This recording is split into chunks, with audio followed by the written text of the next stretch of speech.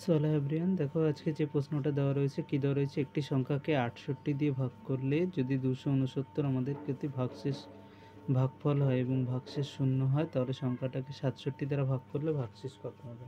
তা কী করে করবে এই ধরনের সংখ্যাকে? কি বলা হয়েছে, একটা সংখ্যা দ্বারা রয়েছে সেটাকে 68 দ্বারা ভাগ করলে কত ভাগফল হয়? 269। আর ভাগশেষ কত হয়ে যায়? 0 হয়ে যায়।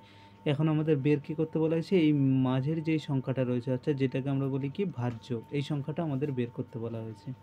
তাহলে আমরা কি করে করব? দেখো, আমরা কি জানি, এই ভাজ্য যদি বের করতে হয়, ভাজ্য বের করার সূত্র কি? ভাজ্য মানে হলো আমাদের এই প্রথমে এই পাশেরটাকে কি বলা হয়? ভাজক, তাই তো? মানে যেটা 68 রয়েছে গুণ, এটা কি ভাগফল, ভাগফল যোগ কী হয়ে যায়? আমাদের ভাগশেষ।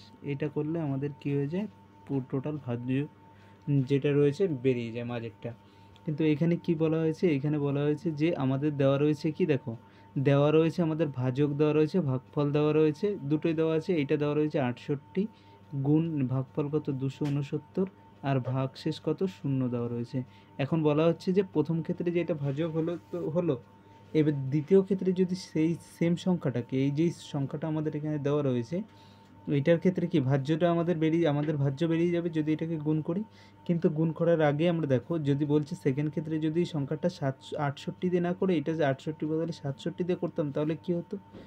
বলছে 68 বদলে যখন 67 দিয়ে করতে, মানে কি কতবার যেত? দেখো, 67 দিয়ে যদি গুণ করো তুমি এইটাকে, এই যে সেম সংখ্যাটাকে, বা তুমি যদি এখানে ভাবো যে 68 দিয়ে ভাগ না করে 67 দিয়ে করলে, তার মানে প্রত্যেকবার এক করে কম ভাগ করলে, তাহলে এক করে কম ভাগ করলে 269 বারে 269 এক্সট্রা আমাদের পড়ে রয়েছে যখন 67 দিয়ে করছি। 68 দিয়ে করছি মানে 269 বার গেল, কিন্তু যখন 67 দিয়ে করলাম তখন কি একবার করে কম করা হয়েছে, মানে এক্সট্রা আমাদের 269 পড়ে রয়েছে। তাহলে এক্সট্রা যদি 269 পড়ে যায়, সেটাকেও কি করব, আমাদের 67 দিয়ে আরও ভাগ করা যায়। তাহলে এটাকে আরও ভাগ করি আমরা 67 দিয়ে। 67 দিয়ে এটাকে আরও ভাগ করলে কবার? 4বার করলে 268 হয়ে যায়, অর্থাৎ এক্সট্রা আমাদের 1 পড়ে থাকে। মানে বুঝতে পারলে? সুতরাং ভাগশেষ কত? 1। এইভাবে করতে পারো, এটা ট্রিকের মাধ্যমে। কিন্তু না হলে তোমরা কীভাবে করতে পারো, এই গুণ করে এই গুণফল যেটা আসবে সেটাকে আবার 67 দিয়ে ভাগ করতে পারো। ভাগ করে আমাদের শেষে কী হয়ে গেল, শেষে যেটা রয়ে গেল কত ভাগশেষ, সেটাকে করতে পারো, বুঝলে? বা তোমরা এটাকে সেম, এই যে প্রশ্নটা রয়েছে সেম প্রশ্নটাকে এইভাবেও করতে পারো। এখানে কি বলেছে, ভাজ্য কত আছে বের করলাম না আমরা, কি করলাম, এই 68কে লিখলাম 67 প্লাস 1 গুণ আমরা কি করলাম 269। তাহলে এখানে কি হয়ে যায়, 67 গুণ 269 প্লাস কি 1 দিয়ে যোগ করে গুণ করলে আবার 269, অর্থাৎ এই সংখ্যাটা তো আমাদের অলরেডি 67 দিয়ে ভাগ চলেই গেল।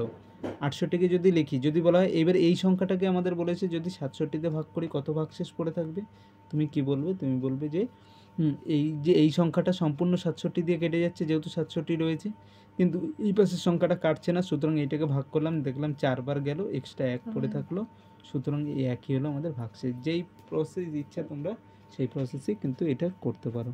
ফ্রেন্ডস, এরকম আরও ভিডিও দেখার জন্য চ্যানেলটাকে কিন্তু অবশ্যই সাবস্ক্রাইব করে নাও।